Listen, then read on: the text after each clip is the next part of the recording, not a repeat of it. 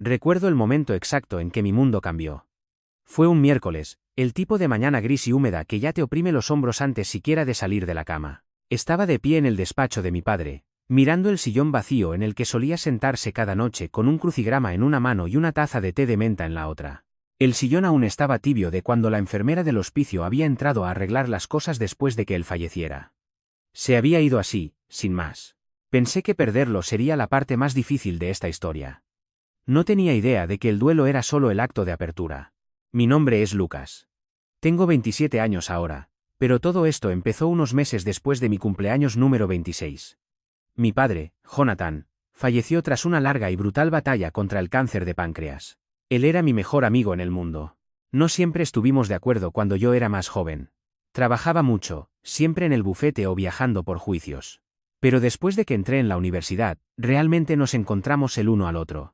Las llamadas semanales se convirtieron en mensajes diarios y, finalmente, en cenas todos los domingos sin falta. Mi madre falleció cuando yo tenía 11 años, así que durante mucho tiempo solo fuimos nosotros dos, hasta que llegó Donna.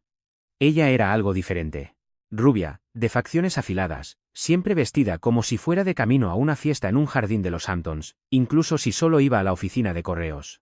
La conocí por primera vez cuando regresé a casa después de mi tercer año de universidad, y nunca olvidaré la forma en que me miró de arriba abajo como si fuera un perro callejero en su césped. Así que tú eres el infame Lucas, dijo, mostrando una de esas sonrisas que de alguna manera hacían que sus ojos se vieran más fríos, no más cálidos. Tu padre habla de ti constantemente. Empezaba a pensar que exageraba. Esa era su idea de un cumplido. Se casaron un año después. Rápido, tranquilo, sin una ceremonia real. No me invitaron, lo que aparentemente fue un error debido a un correo electrónico perdido. Papá juró y perjuró que Donna pensó que yo no podría asistir. Lo dejé pasar porque, bueno, él era feliz. Y después de años de estar solo, finalmente volvió a sonreír. Eso importaba más que cualquier extraña tensión que Donna insistiera en irradiar como si fuera su perfume personal. Aún así, algo siempre se sentía fuera de lugar. Ella nunca se involucraba realmente en nuestras cenas de los domingos, y cuando lo hacía, intervenía con pullas pasivo-agresivas. Como la vez que traje un viejo álbum de fotos y ella resopló. Ah, el santuario. Siempre es tan sentimental con el pasado. O cuando supo que yo estaba trabajando en un proyecto sin fines de lucro y dijo, sigues haciendo esa cosita de pasión. Debe de ser agradable no tener facturas reales. Papá siempre le lanzaba una mirada, una advertencia suave, tal vez incluso un poco avergonzado, pero nunca decía mucho. Y yo nunca presionaba porque, de nuevo, él era feliz. O eso pensaba yo. Las cosas cambiaron cuando llegó el diagnóstico. De repente, yo estaba más presente. Citas, planificación de comidas, coordinación de visitas con los médicos. Trabajé de forma remota durante semanas para quedarme con él. Donna siempre estaba ocupada. Clubes de lectura, almuerzos, días de spa. Estaba allí, técnicamente, pero emocionalmente desconectada. Se movía por la casa como una huésped en un hotel, siempre suspirando como si el aire mismo la aburriera.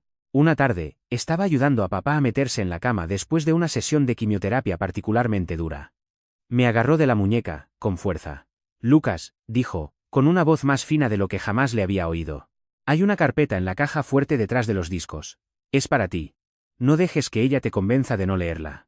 No dijo qué había dentro, y no tuvo que hacerlo. Así era papá. Nunca directo. Siempre un rompecabezas por resolver. Una semana después, se había ido. La casa se quedó en silencio de esa manera que te carcome las costillas. Donna no derramó ni una lágrima. Ni una. Vistió de negro, claro. Interpretó el papel, incluso dio un breve discurso en el funeral. Era un gran hombre, dijo, con la voz temblando lo justo para parecer creíble. Y amaba a esta familia, su nueva familia. Yo estaba sentado en la segunda fila, apretando la silla con tanta fuerza que mis nudillos se pusieron blancos. Porque sabía que esas palabras no eran para mí. Eran para la multitud, para el espectáculo. Donna siempre conocía a su audiencia. Después del servicio, la gente se quedó en la casa, ofreciendo guisos y abrazos incómodos. Donna flotaba entre ellos como una reina en duelo, asintiendo con gracia. Estaba en la cocina cuando finalmente me acorraló. Deberíamos hablar, dijo, bebiendo una mimosa como si fuera un domingo cualquiera, sobre la herencia. Sé que probablemente asumiste que quedaría algo para ti, pero bueno, John y yo tomamos algunas decisiones antes de que falleciera. Sonrió. No con amabilidad. Todo pasará a mis manos. La casa, los ahorros, la participación en el negocio, todo está a mi nombre ahora. Parpadeé. ¿Qué? Ella puso una mano manicurada en mi brazo como si estuviera consolando a un niño pequeño. No fue nada personal. Pero Jonathan y yo estuvimos de acuerdo en que necesitaba a alguien que pudiera gestionar las cosas de verdad. Eres idealista, Lucas. Dulce, pero no exactamente el tipo práctico. Luego ladeó la cabeza, bajando la voz a un susurro. Además, me dijo algo solo entre nosotros. Dijo que siempre fuiste un poco un arrepentimiento, que deseaba haber hecho las cosas de otra manera, que tal vez haberte tenido joven lo frenó. No podía respirar. Realmente sentí como si el aire me hubiera sido arrancado de los pulmones. Ella se alejó después de eso, simplemente se dio la vuelta y se fue como si no acabara de quitarme el suelo bajo los pies. Me quedé allí en la cocina rodeado de huevos rellenos a medio comer y condolencias murmuradas, con el corazón latiendo como si estuviera de vuelta en la escuela secundaria siendo empujado contra los casilleros. La peor parte, una pequeña y venenosa parte de mí le creyó, porque el duelo te vuelve estúpido, vulnerable. Empecé a preguntarme, ¿realmente se había sentido así papá? ¿Fui solo una carga para él incluso al final? Pero entonces recordé la carpeta, la caja fuerte. Esa noche, después de que todos se hubieran ido y Donna subiera al piso de arriba, me quedé atrás. Esperé hasta que la casa estuvo en silencio. Luego me colé en su oficina, abrí la vieja caja fuerte detrás de la estantería y saqué la carpeta etiquetada con mi nombre. Dentro había algunas cosas. Una carta escrita a mano, una copia del testamento, algunos documentos y una foto de papá y yo pescando cuando yo tenía 9 años. Ambos sonriendo como idiotas. En la carta, papá escribió lo orgulloso que estaba de mí, cuánto admiraba el trabajo que estaba haciendo, cómo deseaba haberlo dicho más. Mis manos temblaban mientras pasaba a la copia del testamento, y fue entonces cuando noté algo extraño. La firma al final no coincidía con la que había visto antes, la copia que Donna me había mostrado después del funeral. La de ella tenía una fecha ligeramente diferente, una firma más descuidada, no la letra nítida habitual de papá. Era sutil, casi como si la hubiera firmado estando enfermo. Pero esta era limpia, clara, fechada meses antes de que su condición empeorara. Y ahí fue cuando mi estómago dio un vuelco. La copia de Donna no era solo diferente. Estaba falsificada. Debería haberme detenido allí. Debería haber ido al abogado de inmediato, pero algo en mí despertó de golpe. Esto ya no se trataba solo del testamento. Se trataba de todo. De la forma en que ella me había excluido. De la forma en que intentó borrarme del legado de mi propio padre. De la forma en que se paró en la cocina y me dijo que yo no era más que su arrepentimiento. Así que tomé una decisión. Iba a jugar a largo plazo. Dejaría que se sintiera cómoda. Dejaría que pensara que había ganado. Porque Donna no tenía idea de que yo no era el único que había visto ese testamento. Y definitivamente no sabía que ya había empezado a grabar. El día después de encontrar el testamento real, conduje a casa con la cabeza dándome vueltas. No se lo dije a nadie. Todavía no. Ni siquiera a mi novia, Mía, que me había estado animando suavemente a hablar con alguien sobre lo fría que había sido Donna después del funeral. Algo en todo esto me hacía querer guardármelo para mí solo por un tiempo. Aún no sabía en quién confiar. El testamento original me lo dejaba todo a mí. No solo la casa, sino las acciones del negocio, su colección de coches antiguos, incluso su colección de libros anotados. Ni siquiera mencionaba a Donna por su nombre. Solo un vago mi cónyuge, si me sobrevive, conservará su propia propiedad. Era claro, sin ambigüedades. Mi padre no había cambiado nada desde antes de enfermar. Eso significaba solo una posibilidad. Y en el momento en que me di cuenta de eso, algo cambió en mí. Ira, sí, pero más profundo que eso. Una especie de claridad fría y enfocada que no había sentido desde el día del diagnóstico. Las semanas siguientes transcurrieron en una neblina de cortesía forzada y planificación silenciosa. Fingí aceptar todo lo que Donna decía al pie de la letra. Seguía apareciendo por la casa, ofreciendo ayuda con los preparativos, facturas, papeleo, cualquier cosa en la que me permitiera poner las manos. Parecía divertida por mi repentina obediencia. Lo confundió con debilidad. Finalmente creciendo, ¿eh? Dijo una tarde, agitando vino a las 2 p.m. como si fuera agua. Tu padre siempre decía que eras blando, pero tal vez esta pérdida te hizo un hombre. Sonreí, no dije nada, pero por dentro ya estaba alineando mi próximo movimiento. El abogado, el señor Grayson, era alguien con quien papá había trabajado durante años. Lo llamé con el pretexto de querer agradecerle por manejar la herencia de manera tan profesional. Nos reunimos en un café tranquilo del pueblo y traje la carpeta con los documentos originales. Su reacción fue inmediata. Su mano se congeló a mitad de camino hacia su café, escaneando la firma en la segunda página como si le hubiera dado una bofetada. Lucas, dijo lentamente. Esta es la copia que redacté para tu padre hace casi un año. La que firmó en mi oficina. Pero la versión que me trajo Donna tenía ediciones. Me incliné hacia adelante. ¿Ediciones? Él asintió, frotándose la mandíbula. Cambios en el lenguaje. Asignaciones más vagas. ¿Y la firma? Bueno, pensé que tal vez tu padre estaba tembloroso ese día. No estaba bien. Me miró fijamente a los ojos. Pero esto es claro, definitivo y está ante notario. Señaló un sello en la esquina inferior que la versión de Donna convenientemente no tenía. Este es el testamento válido, Lucas. No el que ella presentó. Mis manos se apretaron en mi regazo. ¿Podemos hacer algo? Oh, dijo él, con una leve sonrisa jugando en sus labios. Vamos a hacer mucho. Pero yo no estaba listo para confrontarla todavía. No sin saber hasta dónde había llegado. Y cuanto más tiempo pasaba cerca de ella, más me daba cuenta de que esto iba más allá de un testamento falso. Donna estaba desmantelando lentamente todo lo que mi padre construyó, todo lo que él esperaba que yo protegiera.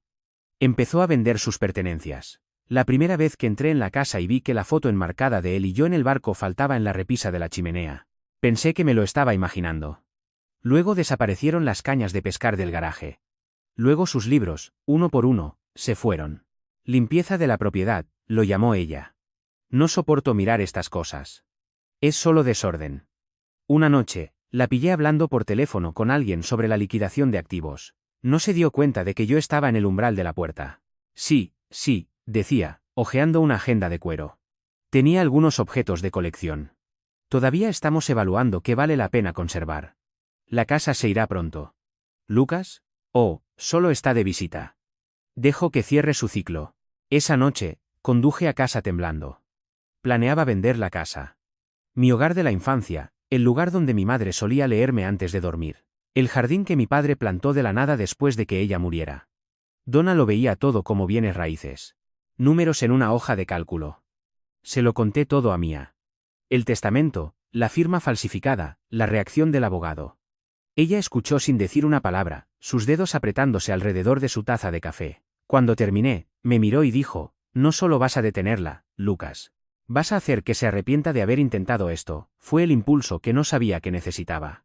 Durante las siguientes semanas, empecé a recolectar pruebas. Capturas de pantalla, fotos, recibos.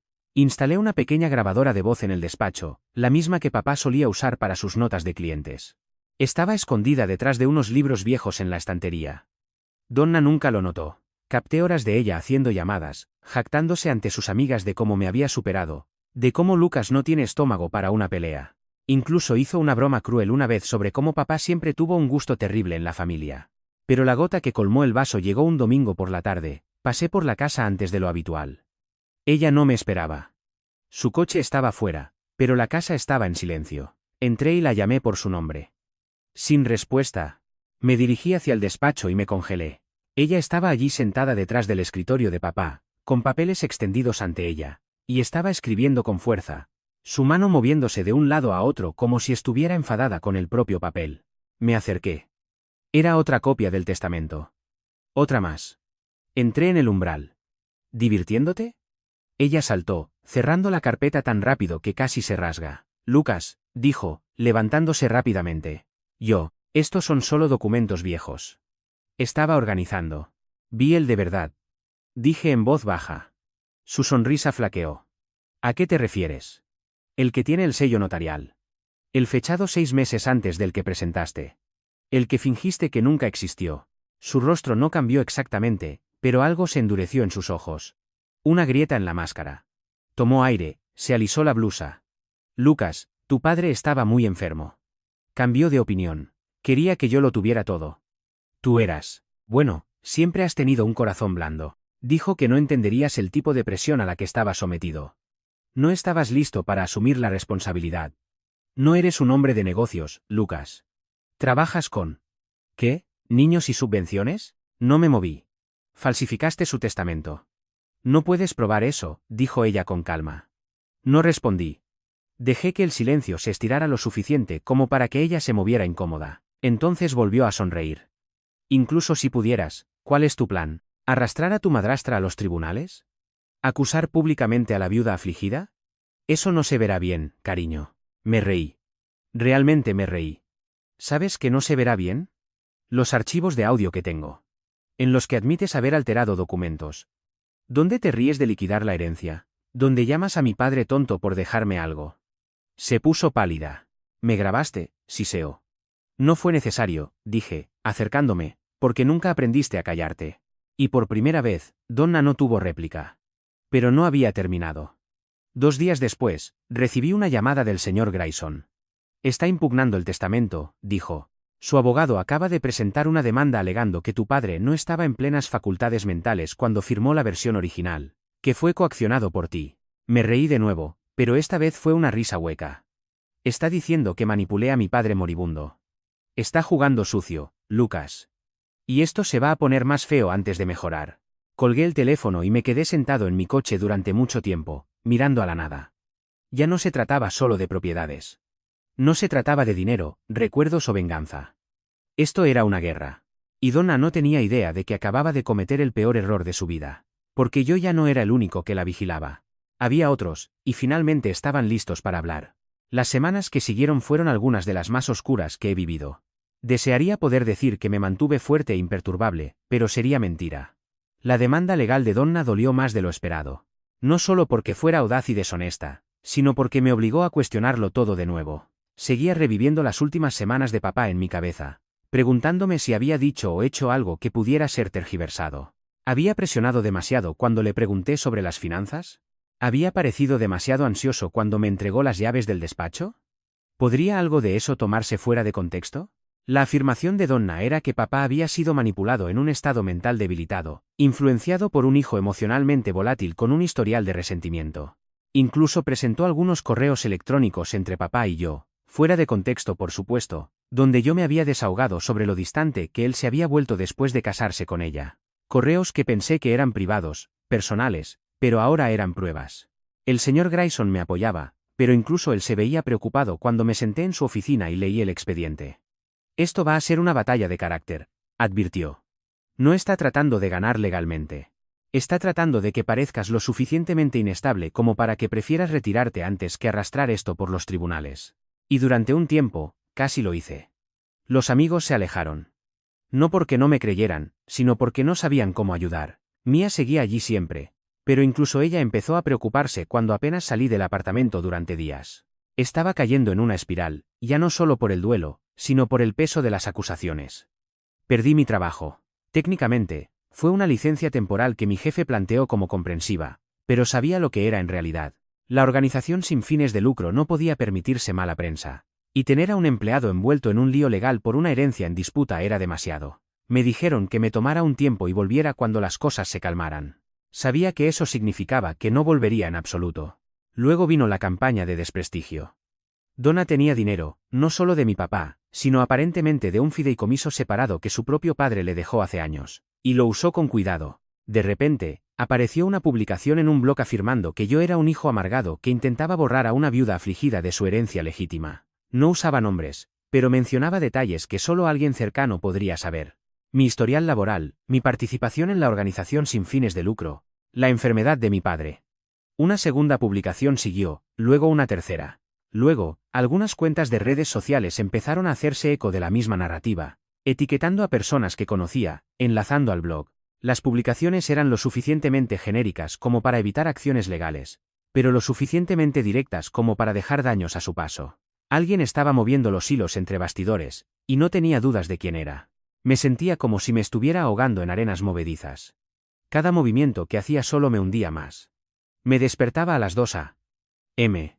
y simplemente miraba al techo, con el corazón acelerado, tratando de entender cómo alguien podía retorcer algo tan personal, tan profundamente doloroso, en un juego de relaciones públicas.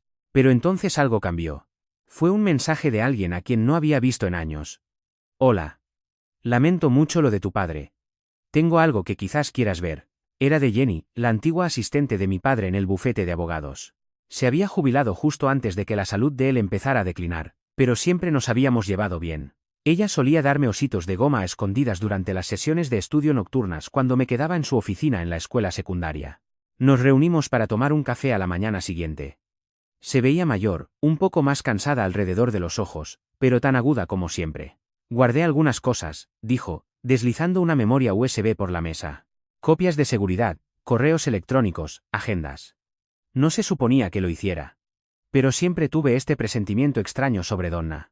Me llevé la memoria a casa y la abrí en mi portátil como si estuviera desactivando una bomba. Lo que encontré hizo que mi pecho se apretara. Grayson discutiendo el testamento, confirmando que quería que yo fuera el único beneficiario. Que sentía que Donna no tenía ningún interés emocional en su legado, que no confiaba en ella para preservar el hogar. En un mensaje, incluso escribió: Donna nunca ha sido cruel, pero es fría. Lucas ve a las personas. Ella ve la propiedad. También había un archivo adjunto, un archivo de audio. Un mensaje de voz que papá le dejó a Jenny la semana después de firmar el testamento real. Si algo me pasa y hay alguna duda sobre lo que quería, dile a Lucas que revise la carpeta verde en la caja fuerte. Lo tiene todo. No confío en Donna con esto. Ya ha hecho demasiadas preguntas sobre lo que pasa cuando yo me vaya. Me quedé allí sentado mirando la pantalla durante casi una hora. No era solo una prueba. Era la voz de mi padre confirmando todo lo que había temido y todo lo que no me había atrevido a esperar. Por primera vez en meses, sentí que algo me anclaba, como si hubiera estado a la deriva en la niebla y de repente tocara tierra firme.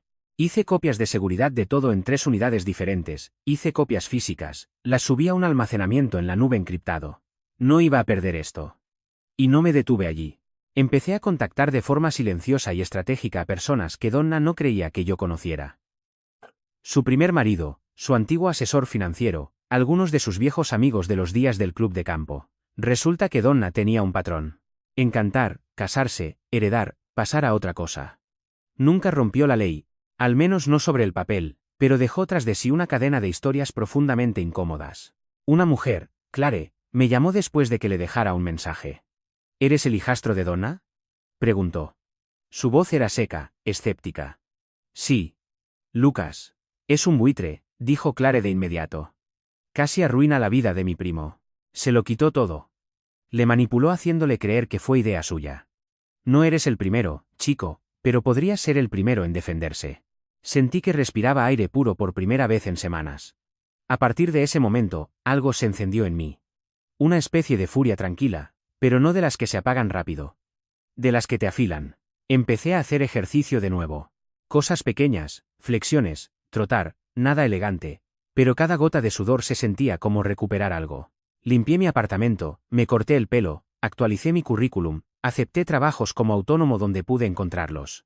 Mia notó la diferencia de inmediato. Estás volviendo a la vida, susurró una noche, acurrucándose conmigo en el sofá. Echaba de menos esta versión de ti. Sonreí.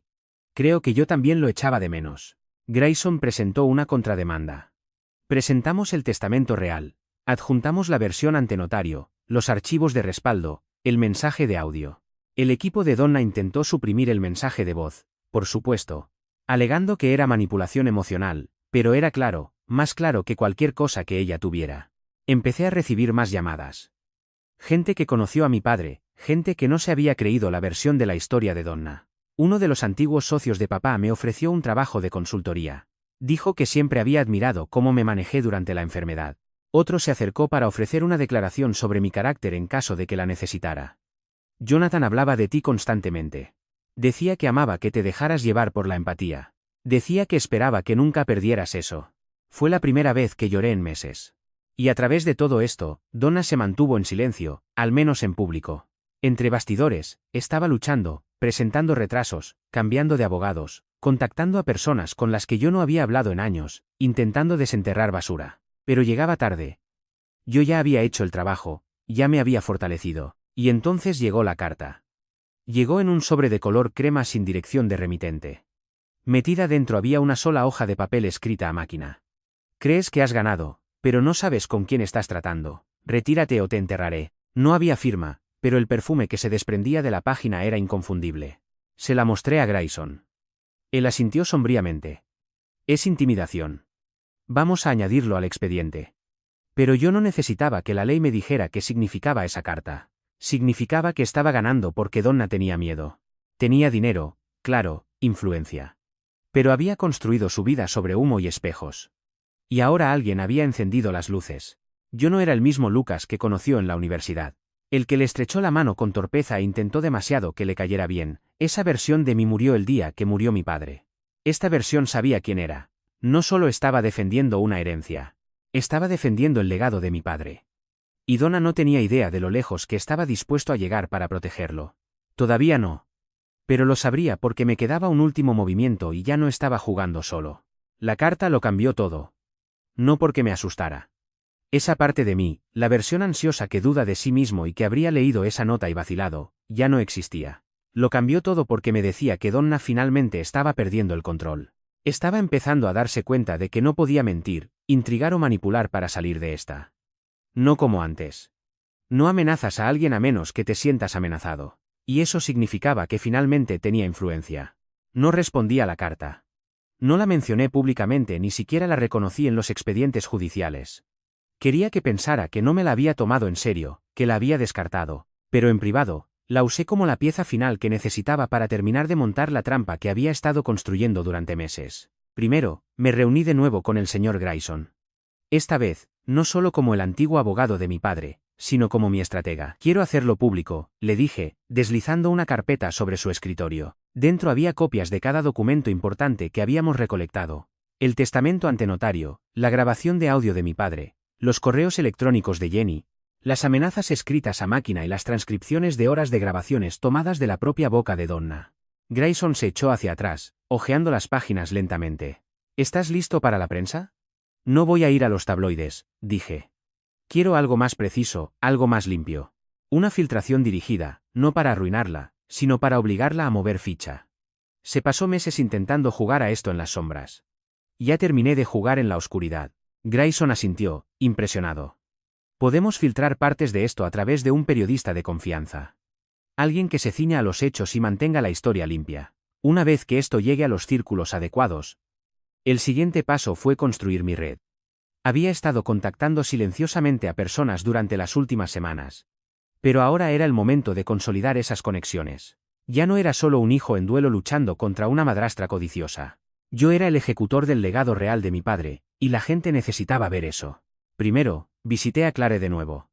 Se había mostrado vacilante al principio, sin estar segura de cuánto quería involucrarse. Pero después de que le mostré la carta, su expresión se ensombreció. Sigue usando el mismo guión, murmuró Clare, mirando el mensaje escrito a máquina. Amenazas, aislamiento, silencio. Le hizo lo mismo a mi primo, solo que él no tenía las pruebas. Ella cuenta con el silencio de nuevo, dije, pero esta vez le voy a dar un micrófono. Clare aceptó declarar oficialmente. Nada ostentoso, solo una declaración confirmando su experiencia con las tácticas de Donna. También me puso en contacto con otra mujer llamada Pamela, una vieja amiga de Donna de un club de campo en Virginia que no había hablado con ella en años. Vi lo que le hizo a su último marido, me dijo Pamela por Zoom. Lo drenó, alejó a sus hijos y luego vendió la casa antes de que él siquiera se hubiera enfriado. Ella no siente duelo. Simplemente sigue adelante con más joyas. Cada historia añadía una nueva capa al patrón. Donna no cometía errores. Hacía planos y los seguía al pie de la letra. Encantaba, tomaba, borraba y seguía adelante. Esta vez no. Luego vinieron las finanzas. Gracias a un contacto que hice a través del antiguo bufete de abogados de mi padre, un contable junior que una vez había manejado algunas de sus inversiones personales, supe que Donna ya había empezado a transferir activos a empresas fantasma. Sociedades limitadas registradas con su apellido de soltera. Muchas de ellas creadas apenas unas semanas después de que la salud de mi padre empeorara. No solo estaba intentando reclamar la herencia, estaba intentando hacerla desaparecer. Grayson y yo recopilamos la información y la notificamos al Tribunal de Sucesiones. Eso nos dio fundamentos legales para congelar ciertas transacciones y solicitar una auditoría forense sobre las partes en disputa de la herencia. La respuesta de Donna fue rápida. Una moción de emergencia para bloquear la auditoría, alegando que era acoso. Fue denegada. Estaba furiosa. Recibí el primer mensaje directo de ella en semanas al día siguiente. Corto, frío. Estás empeorando esto para los dos. Déjalo mientras puedas. No respondí porque entre bastidores, algo mucho más grande se estaba desarrollando. Había una pieza del rompecabezas que no le había revelado a nadie todavía, ni siquiera a Mia. Fue algo que descubrí casi por accidente. Durante una de mis largas noches rebuscando en los viejos archivos de papá, encontré una carpeta encriptada en una unidad externa, algo etiquetado simplemente como no borrar. Había sido copiada de su ordenador del trabajo hace años. Al principio, asumí que estaba relacionado con sus casos. Pero cuando finalmente rompí la encriptación usando una contraseña basada en una de sus aperturas de ajedrez favoritas, algo que solo yo habría adivinado, me di cuenta de lo que había encontrado. Grabaciones, vídeos, registros telefónicos, correos electrónicos. Todos documentando el comportamiento financiero de Donna. Al parecer, después de una discusión particularmente tensa sobre dinero, papá había empezado a guardar un rastro digital de cada interacción significativa que tenían. Nada abiertamente ilegal, al menos no al principio, pero estaba claro que había empezado a sospechar. En una grabación, Donna discutía abiertamente mover dinero a una cuenta separada por si las cosas se tuercen. En otra, bromeaba casualmente con una amiga sobre lo fácil que era hacer que los hombres firmaran cosas cuando estaban distraídos por el miedo. Había un vídeo en particular tomado con una cámara discreta en su despacho que me estremeció hasta la médula. Era papá, delgado, frágil pero alerta, sentado en su escritorio mientras Donna caminaba cerca. «Quiero actualizar el testamento», dijo, con voz tranquila pero firme. «Y quiero que Lucas sea el único beneficiario». Donna se congeló. «Jonathan, eso es ridículo. No estás pensando con claridad». «Nunca he estado más lúcido», respondió él. «Has dejado claras tus prioridades. No me dejaré manipular para dejar a mi hijo fuera de lo que construí». «Te arrepentirás», espetó ella, «cuando te hayas ido y ese mocoso malagradecido lo venda todo». «Confío en Lucas», dijo él. «No confío en ti». Estaba fechado 2 días antes de que se firmara el testamento ante notario. Transferí las imágenes a una unidad separada y las guardé en la bóveda de un banco. Era mi jaque mate, no solo para el tribunal, sino para la percepción pública. Si Donna intentaba escalar, si intentaba convertir esto en una campaña de desprestigio o presionar para un acuerdo que me despojara de todo, esta era mi opción nuclear. Pero no quería usarla todavía porque algo más grande se avecinaba y quería que ella caminara directo hacia ello. El siguiente paso fue preparar el escenario. Llamé a Mia y lo conté todo, cada documento, cada clip, cada plan. Escuchó sin interrumpir, con los ojos muy abiertos pero firmes. «¿Realmente estás haciendo esto?», dijo en voz baja. «Ya no solo estás sobreviviendo. Estás luchando». Asentí. Él confió en mí para esto. No dejaré que ella lo borre. Ella me tomó la mano. «Entonces terminemos lo que ella empezó». Juntos, lanzamos un pequeño sitio web. Simple, limpio, basado en hechos. Un memorial digital para mi padre, enmarcado como un tributo, pero entrelazado con verdades sutiles. Publicamos copias escaneadas del testamento real, la firma ante notario, citas de testigos sobre su carácter y declaraciones de personas a las que Donna había perjudicado en el pasado. Nunca mencionamos su nombre directamente, pero cualquiera con una búsqueda en Google podía conectar los puntos. El sitio se volvió viral en nuestro círculo en cuestión de días. Bufetes de abogados, periodistas, antiguos clientes de papá, viejos amigos. De repente, la historia no era hijo con derechos disputa herencia. Era viuda sospechosa desafía testamento de larga duración, familia busca la verdad. Llegaron correos electrónicos de apoyo, ánimo, pistas y un mensaje que me dejó helado. Trabajé con Donna hace años. Tengo una copia de un testamento que intentó presentar después de que muriera su último marido. También tenía una firma falsificada. He tenido demasiado miedo de decir nada hasta ahora, pero si me necesitas, testificaré. Reenvié el mensaje a Grayson de inmediato. Era la pieza final que necesitábamos. Ahora teníamos precedente, patrón y motivo. Todo lo que quedaba era el detonante, porque la fecha del juicio finalmente se acercaba. Donna se había quedado callada en los días previos, no más mensajes, no más declaraciones públicas. Sabía que eso significaba que estaba preparando algo, una última carta por jugar. Pero lo que ella no sabía era que yo ya tenía el as. Pensó que me había enterrado hace meses, pero yo estuve construyendo esta tumba para ella todo el tiempo. Y ahora casi era hora de bajarla a ella. Pero todavía no, porque quedaba un giro final en la historia. E incluso yo no lo vi venir. La sala del tribunal era más pequeña de lo que esperaba. No era como en las películas. No había ecos estruendosos, ni jadeos dramáticos, ni focos. Solo paneles de madera opacos, un ventilador de techo cansado haciendo clic arriba y filas de bancos chirriantes llenos a medias de extraños. Algunos reporteros, algunos amigos de mi padre y un par de personas que no reconocí pero sospeché que tenían vínculos con el pasado de Donna. Mia también estaba allí, sentada tranquilamente detrás de mí, con su mano descansando suavemente en mi hombro como un ancla. Donna entró flanqueada por 2 abogados. Vestía de negro otra vez, aunque esta vez el look no decía viuda afligida. Decía defensa corporativa. Tenía el pelo recogido en un moño severo.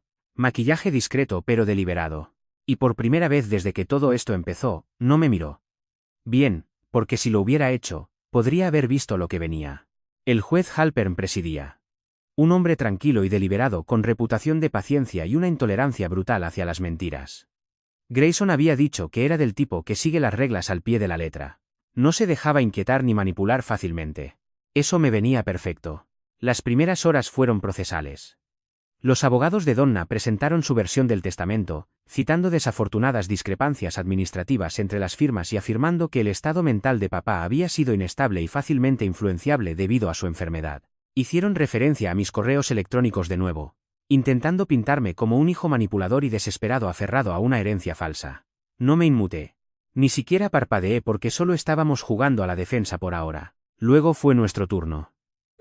Grayson se levantó, tranquilo como siempre, y empezó con el testamento original, la copia ante notario, los metadatos con marca de tiempo, el rastro de correos electrónicos. Lo expuso como una historia, no solo como un caso. La cronología de mi padre, sus intenciones, su esfuerzo claro y consciente de dejármelo todo a mí, no por favoritismo o descuido, sino por confianza.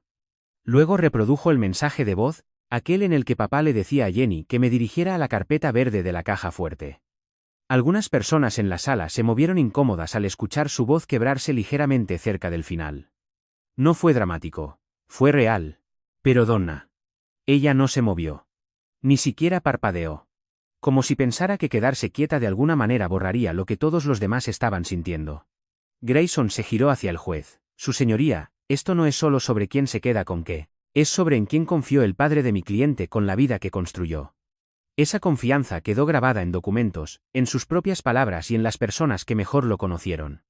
Luego me miró. Lucas, ¿te gustaría decir algo? Me puse de pie. Mi corazón latía con fuerza, pero mi voz salió más firme de lo que esperaba. No vine aquí para ganar una casa o una cuenta bancaria. Vine aquí porque alguien intentó borrar la última cosa honesta que hizo mi padre. Vine aquí porque me negué a dejar que su nombre fuera reescrito por alguien que ni siquiera sabía cómo tomaba el té. Eso provocó algunas risas silenciosas. Incluso el juez Halpern esbozó la más mínima sonrisa. Bajé del estrado y volví a mi asiento. Fue entonces cuando jugamos nuestra carta final. Entró con una gracia medida, y cuando subió al estrado, su testimonio fue quirúrgico. Describió cómo Donna había falsificado un testamento similar en otro estado años antes. Cómo se había hecho pasar por representación legal durante la presentación, cómo había salido de aquel matrimonio con una casa, 3 cuentas y un acuerdo extrajudicial muy silencioso después de que la familia amenazara con presentar cargos. Los abogados de Donna objetaron, alegaron que era un rumor, pero teníamos los documentos. Lo teníamos todo. Y en el momento en que esa mujer terminó de hablar, la sala del tribunal cambió. El tono cambió. Podías sentirlo como si algo acabara de volcarse. El equipo de Donna empezó a revolverse, a susurrar. Pidieron un receso. El juez Halpern lo concedió, pero antes de levantarse, se giró hacia los abogados de ella y dijo, querrán reconsiderar su posición antes de que reanudemos. Esto no se dirige hacia donde creen. Sabían que se había acabado. Pero yo no había terminado. En el pasillo, Donna intentó acercarse a mí por primera vez desde que todo esto empezó. Estaba junto al dispensador de agua, hablando tranquilamente con Mia, cuando sentí ese perfume familiar acercarse por detrás. Lucas, dijo, por favor, esto no tiene por qué terminar así. Me di la vuelta lentamente. Se veía más pequeña de lo que recordaba. No físicamente, sino menos. Como si todo el andamiaje que había construido a su alrededor, dinero, mentiras, encanto, finalmente hubiera empezado a desmoronarse. Ya terminó, dije. El día que falsificaste su nombre. Ella tomó un respiro tembloroso. Él habría querido paz entre nosotros. No, respondí, con voz nivelada. Él te habría querido a kilómetros de su legado. Ella parpadeó. Eso dolió. Di un paso adelante, bajando la voz. Cometiste el error de pensar que esto se trataba de dinero. Nunca fue así. Se trataba de la memoria, del amor, de en quien confió él para llevarlo adelante. Luego me alejé. La audiencia final se reanudó esa tarde. Y no fue una audiencia, fue un colapso. Los abogados de Donna ofrecieron un acuerdo silencioso y desesperado. Propusieron que yo me quedara con la casa y la mitad de la herencia si aceptaba detener el testimonio y retirar todas las pruebas mediáticas de la vista pública. Miré a Grayson. No tuvo ni que decirlo. Lo rechazamos. 2 días después, el juez Halpern emitió su fallo. El testamento falsificado fue anulado. El testamento ante notario fue ratificado. Se me concedieron todos los derechos sobre la herencia. Todo lo que mi padre dejó atrás, tal como él pretendía. Pero el tribunal no se detuvo allí. Debido a la documentación falsificada y al intento de desvío de fondos, Se le ordenó a Donna pagar una restitución por los honorarios legales y fue remitida para una investigación criminal relacionada con presentaciones fraudulentas. En un mes, sus cuentas fueron congeladas. Su reputación quedó destrozada. Las publicaciones del blog desaparecieron. Las cuentas de desprestigio se silenciaron. Nunca volví a saber de ella, no directamente, pero sí recibí un último mensaje. Anónimo, por supuesto. Solo 2 palabras. Tú ganas. Lo borré sin responder. Las consecuencias no fueron todas limpias y ordenadas. Aún tuve que limpiar la herencia, clasificar años de archivos, fotos, cartas, recuerdos. Encontré cajas en el ático etiquetadas con la letra de mi madre, cosas que no había visto desde que era un niño. Encontré una carta que mi padre le había escrito el año antes de que ella muriera. Encontré una tarjeta de cumpleaños que le hice en 3er grado, plastificada y guardada dentro de su carpeta del título de abogado. Fue como conocerlo de nuevo. Mía y yo nos mudamos a la casa unos meses después. No nos apresuramos a cambiar nada. Mantuvimos el jardín. Dejamos sus libros en la estantería, pero poco a poco, pieza por pieza, llenamos el lugar con nuevos recuerdos también. Las mañanas de domingo se convirtieron de nuevo en rituales tranquilos, no de duelo, sino de gratitud. El cimiento que mi padre construyó y que Donna intentó tan desesperadamente reescribir no estaba hecho de papel ni de propiedades. Estaba hecho de amor. Y eso es algo que nadie puede falsificar, incluso si lo intenta. Porque al final, la verdad no solo sobrevivió. Habló. Y esta vez, todos escucharon. Ella intentó robar el legado de mi padre, pero lo único que hizo fue cimentar mi lugar en él.